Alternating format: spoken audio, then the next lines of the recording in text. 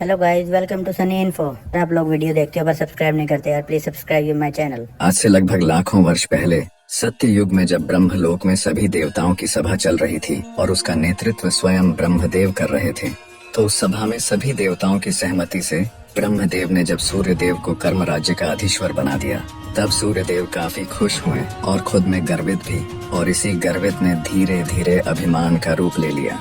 और इसी अभिमान को करते करते एक दिन सूर्य देव को बेहद जोरदार छींक आ गई। और यह कोई मामूली छींक न थी, क्योंकि इस छींक से एक बेहद शक्तिशाली असुर का जन्म हुआ। इसके बाद सूर्य देव भी सोच में पड़ गए कि आखिर उन्हें छींक कैसे आ गई, जबकि देवताओं को इस प्रकार की कोई भी समस्या नहीं होती। फिर वह असुर सूर्य देव को बिना एहसास दिलाए सूर्य लोक से बाहर निकलकर ब्रह्मांड के अंधेरे में भटकने लगा, जिसके बारे में शुक्राचार्य को आभास हो गया और वे तुरंत ही उसके समक्ष प्रकट हुए। फिर शुक्राचार्य ने उसके स्वभाव के अनुसार उसे एक नई पहचान दी और उसका नाम रखा अहंतासुर। साथ ही उसे एक नया लक्ष्य भी दिया, जिसके दौरान अहंतासुर को सैकड़ों वर्षों तक श्री गणेश की तपस्या करनी थी, जिसके लिए अहंतासुर सहमत हो गया और उसे शुक्राचार्य ने सब कुछ समझाकर पृथ्वी के ही एक शांत वन में तपस्या के लिए भेज दिया।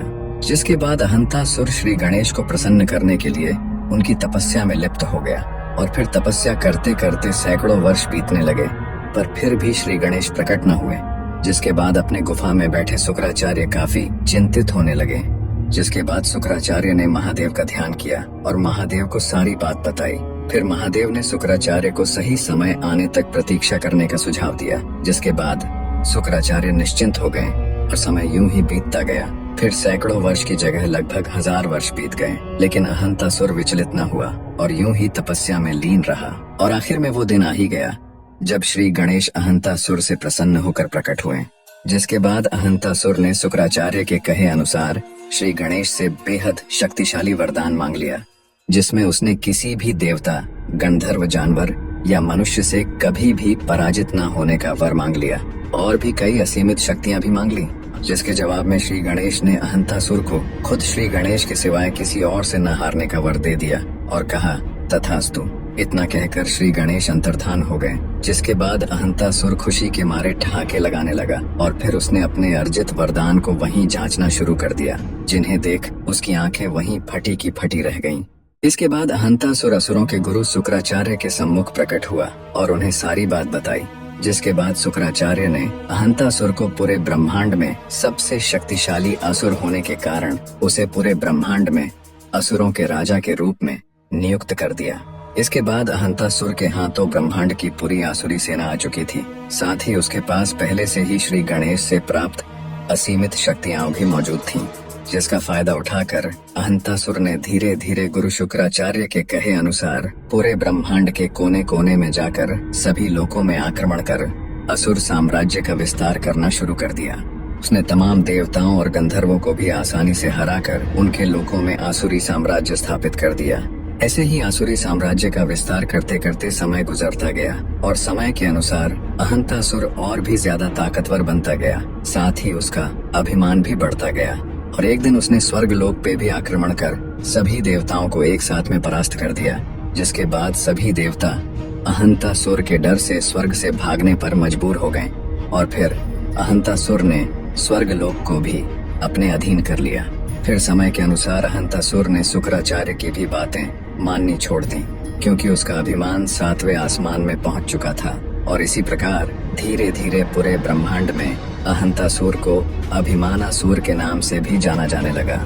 और उस समय पूरा ब्रह्मांड अभिमानासुर के नाम मात्र से ही कांप उठता था। अभिमानासुर यानी कि अहंतासुर ने ऋषि मुनियों को भी त्राही त्राही करने पर मजबूर कर दिया।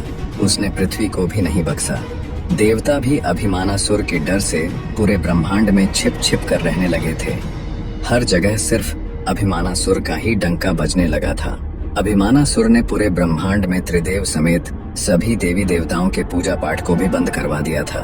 यहाँ तक कि वह श्री गणेश की भी पूजा पाठ न होने देता और जो उसकी बात न मानता उसे मृत्यु के घाट उतार दिया जाता। अभिमानासुर का अभिमान अपने चरम सीमा तक पहुंच चुका था और फिर यहाँ सभी देवता, गंधर्व और ऋषि मुनि थक हार कर त्रिदेवों के पास गए और उन्हें सारी बातें बताई। जिसके बाद त्रिदेवों ने देवताओं, गंधर्वों और ऋषि मुनियों को श्री गणेश का ध्यान करने का सुझाव दिया। इसके बाद समस्त देवता समेत गंधर्व और ऋषि मुनि पृथ्वी के एक शांत वातावरण में जाकर श्री गणेश की आराधना करने लगे। फिर कई वर्षों तक आराधना करने के बाद श्री गणेश प्रकट हुए, जिसके बाद सभी ने श्री गणेश को अभिमानासुर के दुष्कर्मों के बारे में बताया और उसे दंडित करने के लिए प्रार्थना करने लगे। फिर श्री गणेश ने सभी देवता, गंधर्व और ऋषियों को अभिमानासुर को दंडित करने का आश्वासन दिया, जिससे कि सभी निश्चिंत हो गए। फिर श्री गणेश ने अभिमानासुर को स्वप्न में आकर दर्शन भी दिए और उसे समझाया भी, लेकिन इसके बावजूद भी अभिमानासुर ने अपने अत्याचार को पूरे ब्रह्मांड में यूं ही जारी रखा। जिसके बाद श्री गणेश के अंदर एक क्रोध जगा और उस भयंकर क्रोध में श्री गणेश ने विकराल धूम्रकेतु अवतार ले लिया और फिर वे निकल पड़े अभिमानासुर का अभिमान तोड़ने। जब अभिमानासुर बचे खुचे ब्रह्मांड के राज्यों पर विजय प्राप्ति का षड्यंत्र रच रहा था, तभी वहां अभिमानासुर को कुछ गड़बड़ होने का एहसास होने लगा, क्योंकि उसका पूरा असुर लोक कांपने लगा था, जैसे कि कोई भूकंप आ गया हो।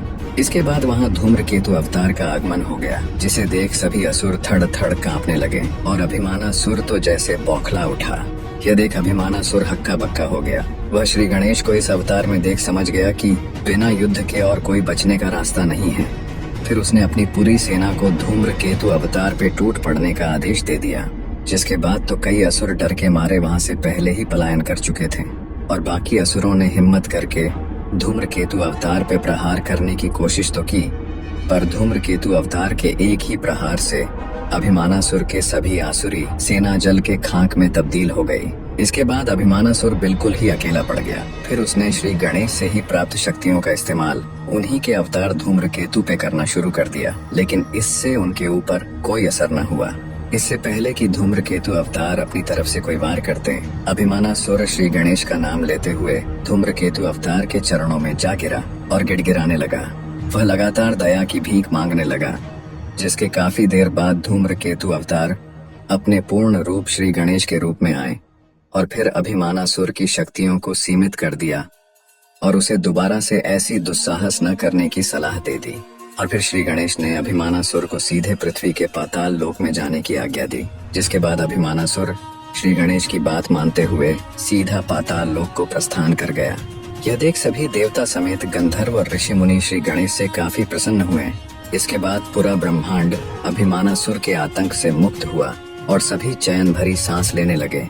और फिर श्री गणेश सभी देवताओं समेत गंधर्वों और ऋषि मुनियों को अभिवादन कर कैलाश को लौट गए। तो ये था धूम्रकेतु अवतार का पूरा इतिहास। तो यदि आपको ये वीडियो पसंद आई हो तो एक लाइक जरूर करें